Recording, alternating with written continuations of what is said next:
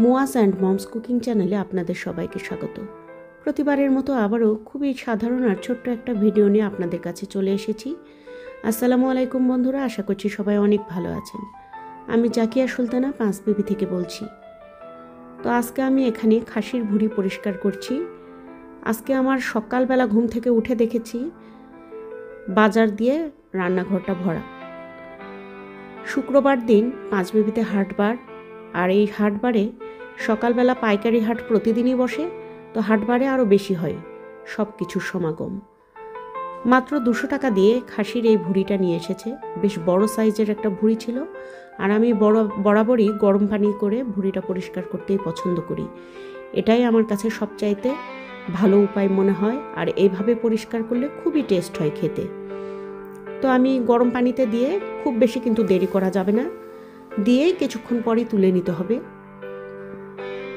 5 থেকে 6 সেকেন্ডের মধ্যেই তুলে নিয়েছি। আর এই যে বস্তা ভরে এখানে 10 কেজি মটরশুঁটি নিয়ে আসা হয়েছে, একদম পরিপুষ্ট দানা, পাইকারি বাজার থেকে নিয়ে আসা হয়েছে। আর এখানে বাঁধাকপি কেটে দিচ্ছে আমার আব্দুল্লার মা, আমাকে সাহায্য করে কাজে। আর ওই যে কথায় আছে না, সস্তার খাবার বস্তা বস্তা, তাই হয়েছে। মাত্র 60 টাকার বাঁধাকপি আর ফুলকপি নিয়েছে। 8টা মনে হয় ফুলকপি হয়েছে আর 4টা বাঁধাকপি হয়েছে। আর রান্নাঘরটা পুরাই এলোমেলো। তারপরেও এই যে খাসির ভুঁড়িটা সুন্দর করে পরিষ্কার করে নিয়েছি, একদম সাদা করে ধবধবা করে পরিষ্কার করে নিয়েছি। আর তারপরে এটা খুব ভালোভাবে গরম পানি দিয়ে আমি বেশ কয়েকবার ধুয়ে নিব।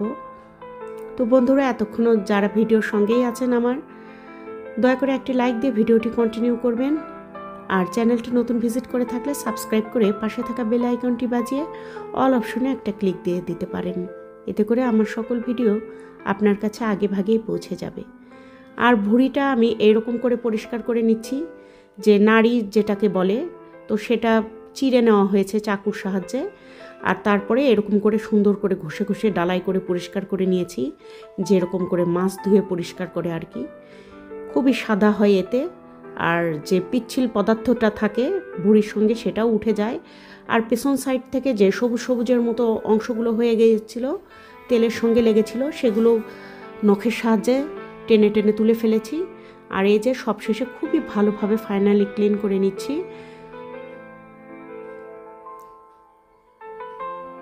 আর এতদিন আমার যে বন্ধুরা আমাকে সাপোর্ট করে গেছেন, অনবরত আমার ভিডিওর সঙ্গে ছিলেন, তাই সেই বন্ধুদেরকে জানাচ্ছি আমি অসংখ্য ধন্যবাদ। কারণ আপনার সঙ্গে না থাকলে আমার পথ চলা হয়তো বা থেমে যেত।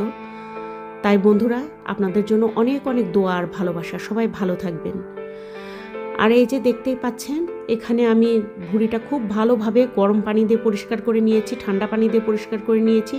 তারপরে একটুখানি হলুদ মাখিয়ে কড়াইয়ের মধ্যে করে গ্যাসের চুলায় চাপিয়ে দিয়েছি। এটা বেশ কয়েকবার টকবগিয়ে বলক হলে তারপরে নামিয়ে নেব।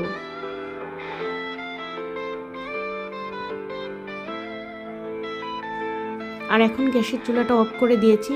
নিচে একটা পাতিল দিয়ে তার উপরে নেটের ডালা দিয়েছি, আর তার মধ্যেই ভুঁড়িটা ঢেলে দিচ্ছি।